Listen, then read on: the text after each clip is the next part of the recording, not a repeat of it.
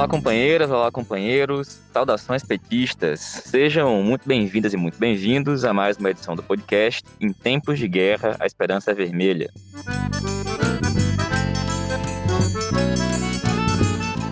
Hoje é sexta-feira, dia 16 de outubro, Dia Mundial de Luta contra a Fome.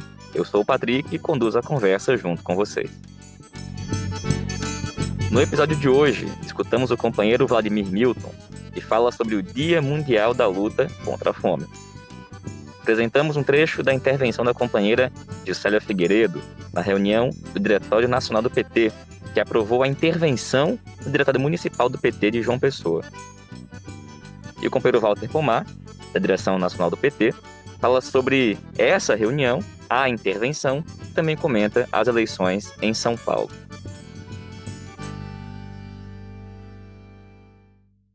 Pessoal, nesse dia 16 de outubro, que é o Dia Mundial de Luta contra a Fome, a gente vai escutar o companheiro Vladimir Milton, que é professor, geógrafo e que fala pra gente sobre o tema. Hoje, dia 16 de outubro, é o Dia Mundial do Combate à Fome. Para alguns, esse dia tem o nome de Dia Mundial da Alimentação. De qualquer forma, é importante a gente parar para refletir sobre a situação absurda que a gente vive no Brasil nessa questão da fome. O Brasil, durante o governo do Fernando Henrique, lá nos anos 90, o Brasil estava no mapa da fome. Havia milhões de pessoas passando fome no Brasil. Com os governos Lula e Dilma, a fome acabou no Brasil, se conseguiu um avanço enorme em relação à situação anterior. Esse avanço, quem esteve à frente desse trabalho no Brasil durante alguns anos foi o José Graziano, um agrônomo que depois foi o diretor da FAO, que é o órgão das Nações Unidas para o combate à fome e a questão da alimentação no mundo inteiro. A FAO ganhou agora o Prêmio Nobel da Paz por causa desse trabalho, justamente na questão da alimentação, do combate à fome.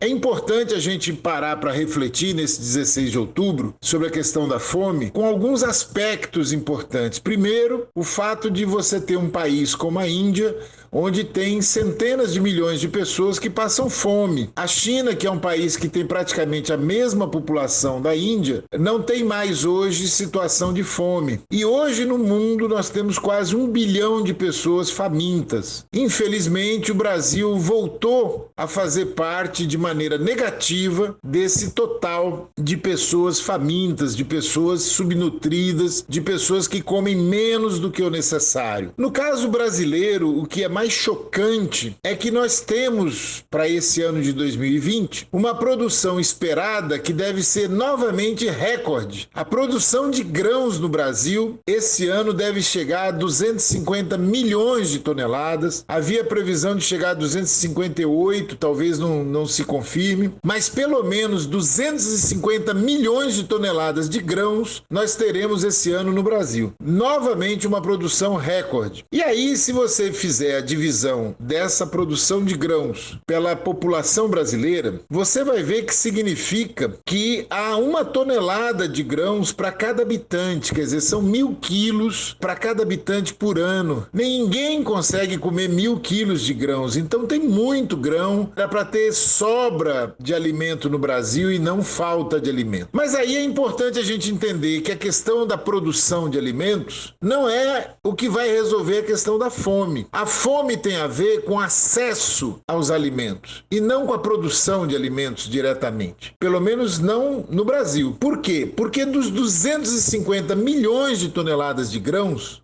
132 milhões são de soja. E a maior parte dessa soja é para exportação, não é para ser consumida no Brasil. Então você tem uma produção de grãos recorde que é enganosa, que não resolve o problema da fome no Brasil. E aí você vai ver o milho, também uma grande produção, 24 milhões de toneladas de milho. E aí você diz, bom, mas então tem muito milho, a gente não vai ter problema de fome. Não, uma parte desse milho também é exportada. A outra parte desse milho é para alimentar suínos e aves, e uma parte da soja também para isso. E os suínos e aves são para exportação também. O arroz, que é o que o povo come, a produção brasileira é de 10 milhões de toneladas e o consumo de 11. Então a gente precisa importar arroz. Quer dizer, o alimento que o povo come, nós precisamos importar. O trigo, que também é um alimento que o povo come muito, a gente tem uma produção de 6 milhões de toneladas, que é a mesma produção que tinha há 30 anos atrás. E o consumo é de 12,5 milhões de toneladas. Quer dizer, nós temos um consumo que é o dobro da produção de trigo. No caso do feijão, nós importamos feijão. São 3 milhões de toneladas de produção e a gente importa feijão, inclusive da China. E a mandioca, que é comida de pobre, ela é a mesma produção, cerca de 20 milhões de toneladas, de 30 anos atrás. Não aumentou a produção de mandioca. Então você veja o seguinte, a mandioca não entra nesse cálculo de grãos, mas é um alimento muito consumido pelo povo. Quando a gente pensa em comida, a gente tem que ver o que é que o povo come, que é trigo, feijão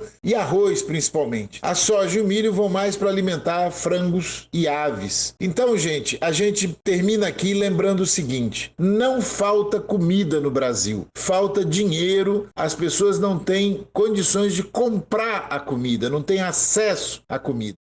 Valeu, Milton. Obrigado, companheiro. Pessoal, na quarta-feira, dia 14, nós tivemos reunião do Diretório Nacional do PT. A pauta única era a intervenção no Diretório Municipal do PT de João Pessoa, para forçar a retirada da candidatura do PT para apoiar Ricardo Coutinho, do PSB. A gente vai escutar agora um trecho da fala da companheira Juscelia Figueiredo, que é presidenta do Diretório Municipal do PT de João Pessoa e que apresentou as contrarrazões contra a intervenção na cidade. Bom dia a todos e a todas. Nós estamos aqui enquanto direção municipal do PT de João Pessoa. Estamos extremamente entristecidos, porque nós estamos em plena campanha, enfrentando as candidaturas bolsonaristas e estamos nesta reunião discutindo a intervenção de um diretório municipal que cumpriu à risca todas as orientações, a decisão da Executiva Nacional que aponta para a intervenção do nosso Diretório Municipal de João Pessoa. E eu fico muito feliz de estar aqui, porque nós estamos representando uma direção municipal legitimamente eleita num processo histórico de unidade partidária, envolvendo todas as forças políticas. E todas as decisões que antecederam e que resultaram na construção da candidatura do companheiro Anísio Maia foram tomadas de forma unânime por todas as forças políticas. E aí, o imenso respeito que nós temos, enquanto direção municipal do PT de João Pessoa, para com a direção nacional, nos impõe estar aqui, nesse momento, dialogando com todos os diretorianos. Para que isso fique registrado na história, se, caso houver a intervenção, nós queremos dizer que o PT de João Pessoa estará novamente na linha de frente contra o bolsonarismo e defendendo o legado do presidente Lula e da presidente Dilma. E, logicamente, esse erro, se por acaso vir a acontecer, imputará prejuízos irreversíveis ao nosso partido, não só ao PT de João Pessoa, mas ao PT da Paraíba. E aí, nós, cumprindo todo o procedimento que nos foi delegado e nos foi informado pela SORG Nacional, nós registramos ontem a nossa defesa contra o processo de intervenção, onde nós mostramos, sob a luz dos dispositivos estatutários e das normas complementares que regeram e regem as eleições de 2020, logicamente deliberadas pelo nosso partido, que em momento algum o PT de João Pessoa descumpriu qualquer dispositivo. E nós queremos que isso fique registrado para a história. Em momento algum o PT de João Pessoa descumpriu qualquer dispositivo, seja estatutário, seja do ponto de vista da tática eleitoral definida pela direção nacional nacional do nosso partido. E aí, eu quero aqui agradecer o registro, todo o relato que a presidente Gleice fez, mas eu queria fazer algumas pontuações. Primeiro, que tudo começou, evidentemente, pela decisão acertada da direção nacional de que nós, enquanto Partido dos Trabalhadores, teríamos que ter candidaturas próprias, principalmente nas capitais, porque isso retoma o protagonismo do nosso partido. E nós fomos consolidando cada vez mais. E em todo esse processo, nós buscamos o diálogo com os partidos do campo democrático popular.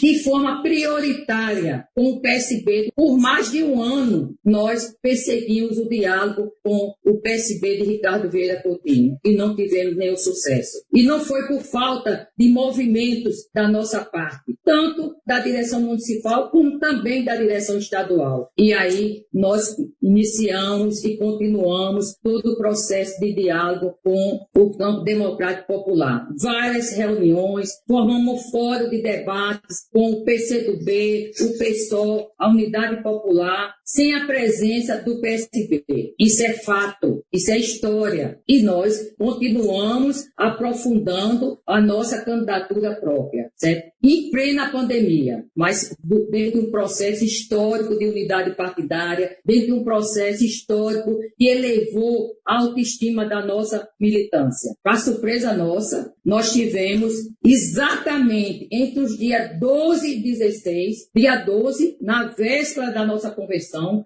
e aí nós fomos para a nossa convenção. Infelizmente, os movimentos que Ricardo fez à véspera da primeira convocatória, certo? Ou seja, dia 12 de setembro, não nos levava a qualquer tipo de protagonismo, seja do PT, seja do campo esquerda. Primeiro movimento de Ricardo, o lançamento do deputado Gervásio Maia como candidato do PSB. Não surtiu efeito. Segundo movimento de Ricardo, a esse nos surpreendeu. Aliança com o PV, uma crítica tremenda, e que aglutinava no seu seio todos os partidos bolsonaristas. E nós ficamos surpresos com esse movimento do senhor Ricardo. E também não se surtiu efeito. E no dia da nossa convenção, ou seja, no dia 16, durante a convenção, nós somos surpreendidos com a decisão do senhor Ricardo de que era o candidato a prefeito de João Pessoa. Aí não existe esse tipo de movimento.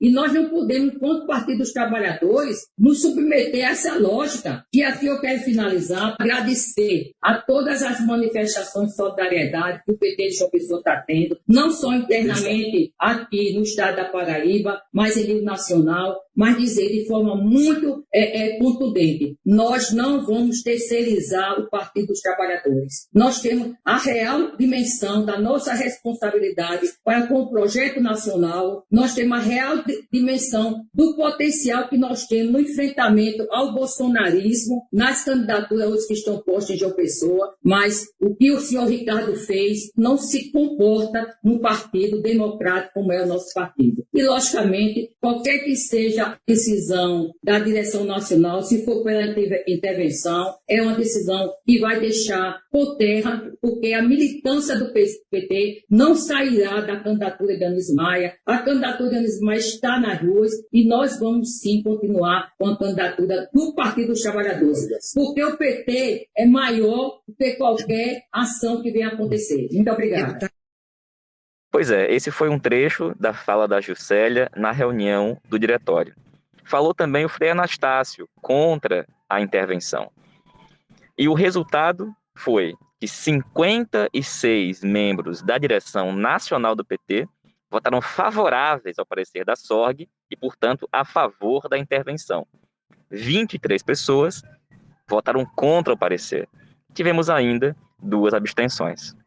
Companheira Juscelia, como fica a situação do partido agora aí na cidade, tendo sido aprovada essa intervenção?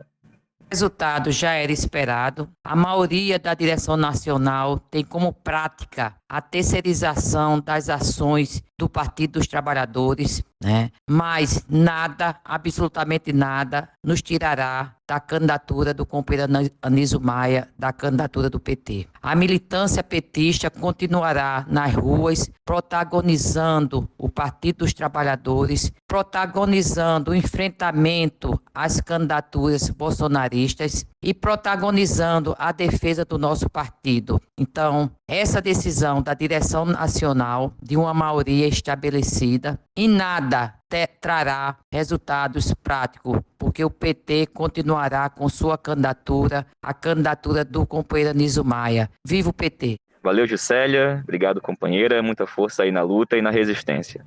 E, pessoal, a gente vai escutar agora o companheiro Walter Pomar, que fala sobre as eleições em São Paulo e também comenta essa reunião do DN e a intervenção no PT de João Pessoa. Olá, Patrick. Olá, ouvintes do podcast, comandado pelo Patrick Araújo. Ontem, dia 15 de outubro, foi publicada uma pesquisa Ibope sobre as eleições em São Paulo. O que é que esta pesquisa confirma? Confirma que se as eleições fossem hoje, elas seriam vencidas ou por Bolsonaro ou por Dória. Claro, através de suas interpostas pessoas, Celso Russomano e Bruno Covas, respectivamente. Portanto, o principal desafio da esquerda é impedir que isto ocorra, colocando uma candidatura de esquerda no segundo turno das eleições municipais de São Paulo. A pergunta óbvia é: que candidatura? Quem? Boulos? Tato? Orlando Silva? Quem destes tem mais chances de crescer? A pesquisa confirmou que é Tato quem tem mais chances de crescer. Repetindo, para quem não tem ouvido, a pesquisa confirmou que é Tato quem tem mais chances de crescer. Não é o que parece à primeira vista. Afinal, Boulos tem mais do que o dobro de intenções de voto de Gilmar Tato. Mas cá entre nós, se a essência fosse igual à aparência, para que mesmo que seria necessária a ciência, né? Aliás, se dependesse das aparências, não precisaria ter eleição. A disputa já estaria decidida em favor de um dos candidatos da direita paulistana. Mas o que é que diz a ciência? Eu recomendo aos ouvintes do podcast, comandado pelo Patrick Araújo, que leiam o detalhamento da pesquisa, em especial como votam os eleitores que recebem até um salário mínimo. Lá fica claro que tanto Boulos quanto Tato podem crescer. Só que tem uma diferença essencial no crescimento dos dois. Boulos pode crescer com votos do PT, que permanecem na esquerda e são dos setores médios, que são uma parcela minoritária do eleitorado. Esse é o seu teto. Isso assina. Ele cresce, pode crescer mais, mas não vai tirar a direita do segundo turno, porque a direita se apoia nos votos populares. Já com o Tato é diferente. Tato pode crescer com votos do PT, que hoje estão indecisos ou estão sendo dados para um dos candidatos da direita. Tanto, esse é o seu piso. Piso, porque quando ele fizer isso, ele vai também recuperar votos que agora estão com outra candidatura de esquerda. E essa é também a sorte do Tato, pois à medida que o Tato cresce, ele vai também tirando a direita do segundo turno. É por isso que erram os petistas que fazem voto útil em Boulos. Aliás, que vergonha, petista fazendo voto útil, especialmente quem viveu nos anos 80 e lembra-se do debate clássico entre a Marilena Chaui e a Maria da Conceição Tavares, com a Marilena Chaui espancando o voto útil. Que voltas que o mundo dá. Mas voltando ao ponto, é por isso que erram os petistas que fazem voto útil em Boulos, ou seja, erram os que acham que, votando em Boulos, estão escolhendo o caminho mais fácil para levar a esquerda ao segundo turno. Não é não. Na verdade, é o caminho mais difícil. Por isso é que já tem gente falando que não tem papo, o certo é votar no Tato. A direita sabe disso. É por isso que a direita e sua imprensa contribuem de maneira nada discreta para tentar detonar o PT e tentar detonar a candidatura do Tato. O ataque mais recente foi feito pelo jornal Folha de São Paulo, dizendo que se Tato não decolar até 30 de outubro ou uma data assim, o PT poderia dar um cavalo de pau na campanha. A Folha de São Paulo sustentou seu ataque numa declaração atribuída, entre outros, a Gilberto de Carvalho, diretor da Escola de Formação Política do PT e representante da presidenta Gleisi Hoffmann na campanha de Tato. Como é óbvio, tanto Gilmar Tato quanto Gleisi Hoffmann quanto Gilberto Carvalho negaram as afirmações que lhes foram atribuídas pela Folha de São Paulo, que realmente, vamos combinar, são afirmações que não têm pé nem cabeça. Primeiro, é bom lembrar, a candidatura Tato vingou, entre outros motivos, porque na prática ela recebeu o apoio da Gleisi Hoffmann. Portanto, não faria o menor sentido que a própria presidenta Gleisi Hoffmann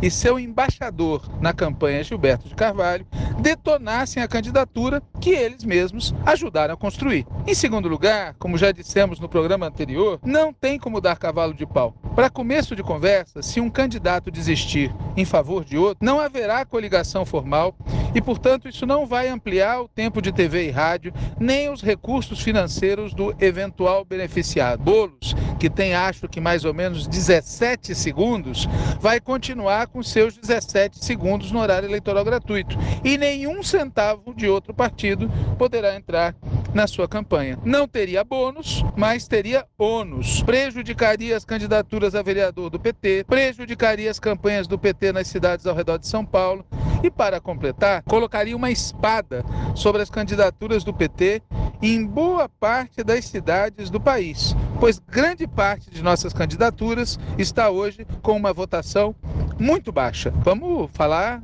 claro, não é apenas Tato que passa por dificuldades. Sem falar do principal de tudo, tirar a candidatura do Tato ajuda as candidaturas de direita a manterem capturados votos de eleitores petistas ou que já votaram no PT em eleições anteriores. Nesse sentido, quem não se engaja na candidatura Tato está cometendo um duplo erro. Por um lado, enfraquece quem tem mais potencial de crescimento e, portanto, melhores chances de tirar a direita do segundo turno de São Paulo capital. Por outro lado, enfraquece o PT, não só em São Paulo, mas no país inteiro. Um comentário adicional. Como sabem todos que acompanham o podcast comandado pelo Patrick Araújo, o companheiro Gilmar Tato não era o nosso candidato. Mas a partir do momento em que o Diretório Nacional do PT decidiu que não haveria revisão da tática eleitoral na cidade de São Paulo, Gilmar Tato é o candidato do Partido dos Trabalhadores. Que um eleitor ou um militante de base fiquem em dúvida sobre o que fazer, normal, faz parte da vida, tem que ser tratado com diálogo. Mas é inaceitável que dirigentes e figuras públicas filiadas ao PT achem que tudo bem prejudicar o desempenho do PT na principal cidade do país. Aliás, em qualquer cidade, né? Para os que gostam de citação, aqui vai uma famosa. Tudo tem seu momento e seu tempo. Há o tempo de destruir e o tempo de edificar. Há o tempo de rasgar e o tempo de costurar. Há o tempo de calar e o tempo de falar. Pois bem, agora é o tempo de fazer campanha para levar o Tato ao segundo turno. Por fim, Patrick e ouvintes do podcast, para não dizerem que não falei de espinhos, o Diretório Nacional do PT decidiu intervir no Diretório Municipal de João Pessoa, na vã esperança de obrigar o PT local a fazer campanha para o Ricardo Coutinho a prefeito. Coutinho é do Partido Socialista Brasileiro. Meses atrás, ele foi procurado pela direção do PT da Paraíba de João Pessoa para saber se ele queria ser candidato a prefeito. Não quis. O PT foi à luta, se unificou, lançou a candidatura do Anísio Maia e, pasmem, no dia da convenção do PT, o senhor Ricardo Coutinho resolveu ser candidato. E, pasmem de novo, o Diretório Nacional do PT resolveu atropelar o PT local e impor a candidatura do Coutinho. Isso depois do mesmo Diretório Nacional ter estimulado o PT local a ter candidatura própria. Há vários argumentos em favor de Coutinho, como o fato dele ser do setor minoritário do PSB, que apoiou Dilma e Lula contra os golpistas. Mas este argumento e outros não podem se sobrepor a algo fundamental. O Partido dos Trabalhadores não pode virar instrumento passivo dos caprichos de ninguém. Infelizmente, nesse caso, o Diretório Nacional do PT decidiu, por 50 e poucos votos a favor e 20 e poucos votos contra, que o desejo de uma pessoa, que nem do partido é, vale mais do que o desejo de uma instância partidária. Esse comportamento de coronel, vou aqui falar de novo, esse comportamento de coronel não é aceitável. Não sabemos qual será o desfecho imediato dessa história, pois há uma batalha judicial em curso, há uma eleição muito difícil, até porque Coutinho está sob injustas restrições judiciais e não pode fazer campanha presencial de nenhum tipo. Mas temos certeza de que o desfecho de médio prazo disso sobre o PT é muito negativo. E por fim mesmo, Patrick e ouvintes do podcast registro de espanto. Nessa votação sobre intervenção ou não intervenção, houve duas abstenções. A companheira Misa Boito e o companheiro Marcos Sokol se abstiveram. Eu faço esse registro porque por inúmeras vezes eles foram os primeiros a registrar publicamente, de maneira crítica, o voto dado por outros dirigentes do partido em diversas situações. Assim, fica aqui o registro. Misa Boito e Marcos Sokol se abstiveram na histórica votação da intervenção no PT de João Pessoa. Recomendo a todos e todas que cobrem a publicação da declaração de voto lida pelo companheiro Marcos Sokol na reunião. Foi uma declaração de voto tão interessante que, ao término dela, um companheiro perguntou: acho que a mesa deveria registrar o voto do companheiro Marcos Sokol contra a intervenção, porque todos os argumentos dele para se abster convalidam a posição dos que são contrários à intervenção. Mas, infelizmente, o companheiro Marcos Sokol não aproveitou a deixa e reafirmou, ele e a companheira Misa, que estavam se abstendo. Os motivos, cobrem deles a publicação da declaração de voto. Seja como for, é uma demonstração, primeiro, de que nessa vida tudo tem seu preço, que às vezes é pago com muita incoerência.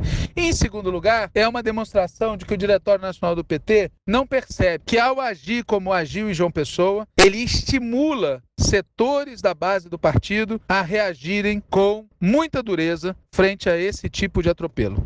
É isso. E, mais uma vez, obrigado, Patrick, por me convidar para participar do seu podcast. Valeu, Walter. Obrigado, companheiro. Companheirada, essa foi mais uma edição do podcast Em Tempos de Guerra, a Esperança Vermelha. Como vocês sabem, a gente está disponível nas mais diversas plataformas: Google Podcast, Spotify, Rádio Public e também por meio de áudios de WhatsApp. O nosso programa é inteiramente feito por meio de troca de áudios de WhatsApp com militantes espalhados por todo o país. Nos vemos segunda-feira. Boa campanha a todos, saudações petistas e até mais.